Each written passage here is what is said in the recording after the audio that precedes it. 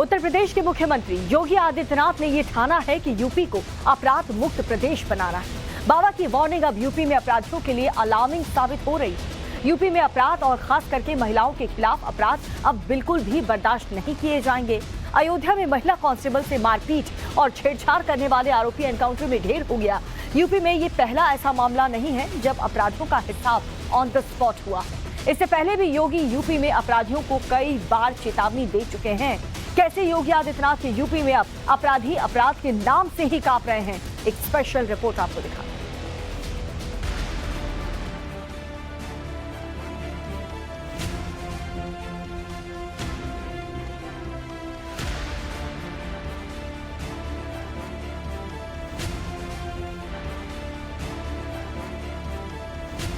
लोगों ने पहले कहा है कि कानून प्रत्येक नागरिक को सुरक्षा प्रदान करेगा,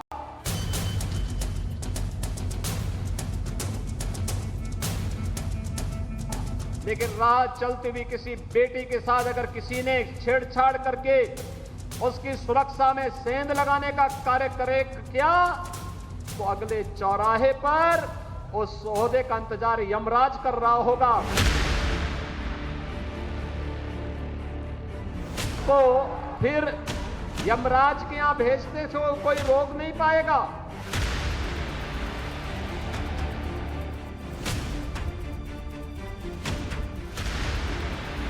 यूपी में बेटियों से बदसलूकी की तो योगी छोड़ेंगे नहीं। यूपी में बेटियों से बदसलूकी की तो योगी बर्दाश्त नहीं करेंगे।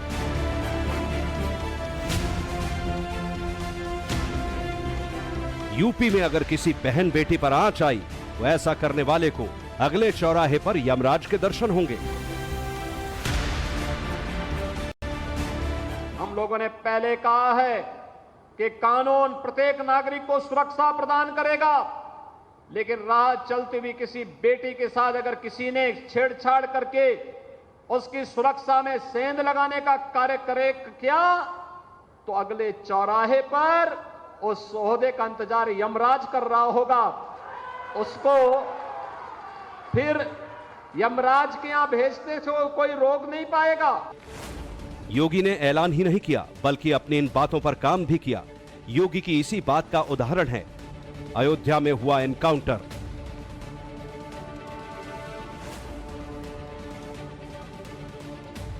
तारीख 30 अगस्त 2023। 30 अगस्त को सरयू एक्सप्रेस की सीट के नीचे महिला कांस्टेबल लहूलुहान हालत में मिली। उसके कपड़े अस्त व्यस्त थे, नाक और सिर से खून बह रहा था। अब भी लखनऊ के अस्पताल में उसका इलाज चल रहा है। महिला कांस्टेबल संग हुई इस बर्बर वारदात ने पूरे उत्तर प्रदेश को हिलाकर रख दिया। जैसे ही खबर फैली पूरे यूपी में बवाल मच गया। विपक्ष सरकार को महिला सुरक्षा के मुद्दे पर घेरने लगा। अदालत ने भी इस मामले में स्वतः संज्ञान लिया। पूरे प्रदेश में इस घटना को लेकर हंगामा होने लगा, मगर योगी सबके सामने शांत थे, मानो योगी के दिमाग में कुछ और ही चल रहा हो। मगर अंदर खाने योगी इस मामले को लेकर काफी परेशान थे। पुलिस को इस मामले में सख्त कार्रवाई करने के निर्देश दिए गए, मगर मामले के 3 हफ्ते बीत जाने के बाद भी एसटीएफ इस मामले में खाली हाथ थी। महिला कांस्टेबल के आरोपी भीड़ में कहीं गुम से हो गए थे। इस बीच महिला कांस्टेबल ने अपने बयान में बताया कि हमलावर 2 से 3 की संख्या में थे। बस फिर क्या था। पुलिस ने इस मामले की जांच तेज की, सीसीटीवी के जरिए संदिग्धों को चिन्हित किया। पुलिस ने अपने मुखबिरों को एक्टिव किया। आसपास के करीब 200 गांवों पर पुलिस की नजर थी। रेलवे स्टेशन के ब्रिज से लेकर रेलवे लाइन के आउटर तक कोना कोना खंगाला गया। मोबाइल नंबर ट्रेस किए गए और 22 सितंबर को पुलिस को हमलावरों की लोकेशन मिल गई। ये हम लोगों के द्वारा कोई सीसीटीवी फुटेज जारी नहीं किए गए थे। हम लोगों ने विभिन्न जगहों के जो टेक्निकल इनपुट्स मिले थे उसका पूरा अध्ययन किया था और लगातार हमारी टीमें इसमें लगी थी। इस कारण ही इन चीज़ों में इतनी समय लग गया। लेकिन अब जबकि खुद पीड़ित हेड कांस्टेबल ने लोगों को पहचाना है, तो उसके बाद से कोई इसमें डाउट की स्थिति नहीं है। 22 सितंबर तड़के यूपी एसटीएफ के पास एक फोन आया कि कांस्टेबल के गुनहगार इनायत नगर में छिपे हैं। यूपी एसटीएफ को जिस दिन का करीब 3 हफ्तों से इंतजार था, आखिर वो दिन आ ही गया और फिर शुरू हुआ एक्शन। यूपी पुलिस ने जैसे ही घेरेबंदी की तो आरोपी अनीस, विशंभर और आजाद ने फायरिंग शुरू कर दी। पुलिस ने भी जवाब में गोलियां दागी। पुलिस की जवाबी कार्रवाई में विशंभर और आजाद तो घायल हो गए।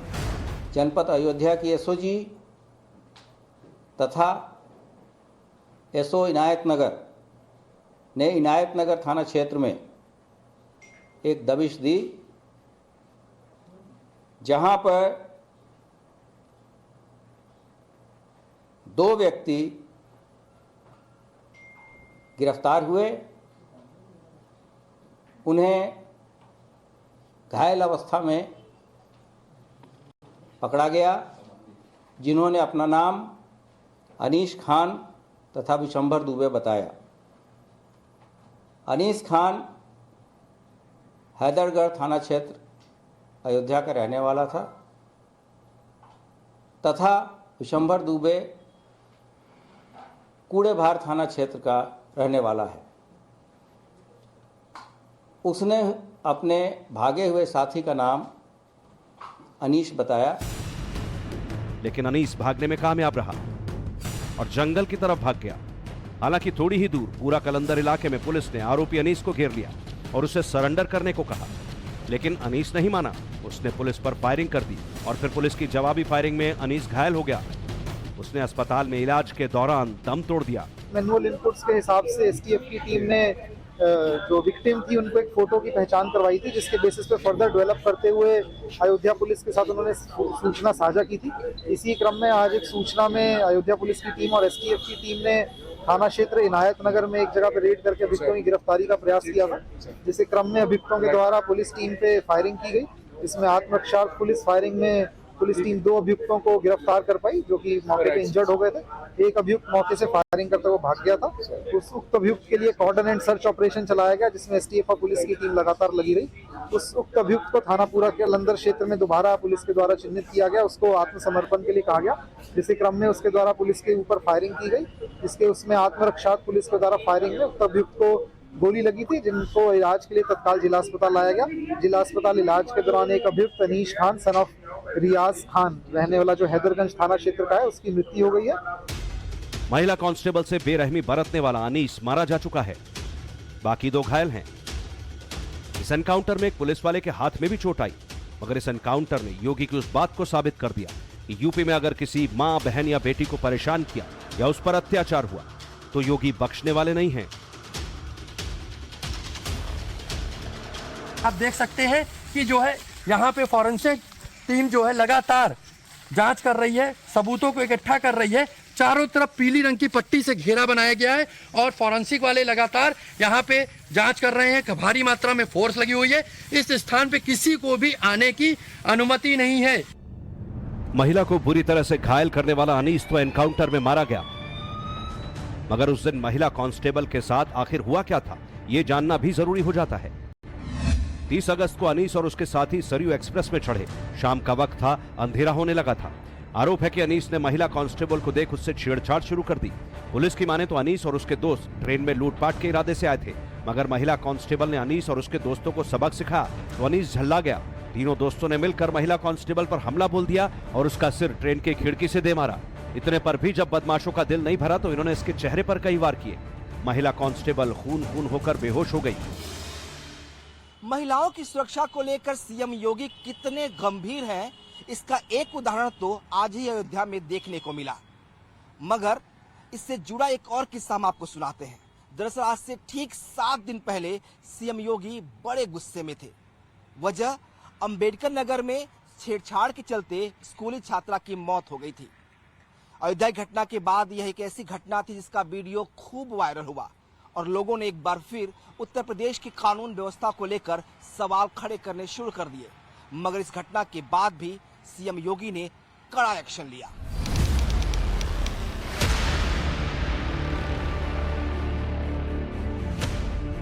सोलह सितंबर को यूपी के अंबेडकर नगर से आई इन तस्वीरों और इसके पीछे की वारदात के बारे में देश में जिसने भी सुना वो गुस्से से भर गया। दो छात्राएं साइकिल से स्कूल जा रही थी। उसके आगे एक मोटरसाइकिल भी चल रही थी। तभी एक मोटरसाइकिल काफी तेजी से पीछे से आई और मोटरसाइकिल सवार शख्स ने लड़की का दुपट्टा खींच दिया। लड़की साइकिल से नीचे गिरी और पीछे से आ रही बाइक की चपेट में आ गई। इस छेड़खानी में एक छात्रा की जान चली गई। हुआ क्या था, जब आप दोनों लोग स्कूल से आ रही थी तो क्या अचानक हुआ? अचानक से वो दोनों पीछे से बाइक लेके आए थे। उसके बाद बाइक थोड़ा सा साइड से करके गए, उसके बाद दुपट्टा खींच लिए। उसकी साइकिल के हैंडल तिरछा हो गई, वो बीच सड़क पर जा गिरी। तो कितनी दूर से पीछा करते हुए आ रहे थे? हम लोग पीछे नहीं देख रहे थे, हम दोनों बातें करते हुए आ रहे थे। खबर जब लखनऊ पहुंची तो पुलिस का एक्शन शुरू हुआ। सीएम योगी को इस वारदात के बारे में पता चला, वो इसके बारे में सुनकर काफी आक्रोशित हुए। फिर जो हुआ उसकी तस्वीर भी देखिए। सफेद कुर्ता पहने लंगड़ाते ये शख्स शहबाज है, जीन्स टी शर्ट में लंगड़ाता ये फैजल है। ये दोनों वही मोटरसाइकिल सवार हैं जिन्होंने दुपट्टा खींचा जिससे उसकी मौत हुई। सीएम योगी की सख्ती के बाद पुलिस एक्शन में आई और जब आरोपियों ने भागने की कोशिश की तो पुलिस ने इनके पैर में गोली मारी। अंबेडकर नगर में छात्रा के साथ जो कुछ हुआ उसे सिर्फ दुर्घटना या इत्तेफाक नहीं कह सकते, बल्कि इसे मर्डर कहना ही ठीक होगा, क्योंकि ये पहली बार नहीं था जब आरोपी फैजल और शहबाज ने मृतक छात्रा के साथ छेड़खानी की हो।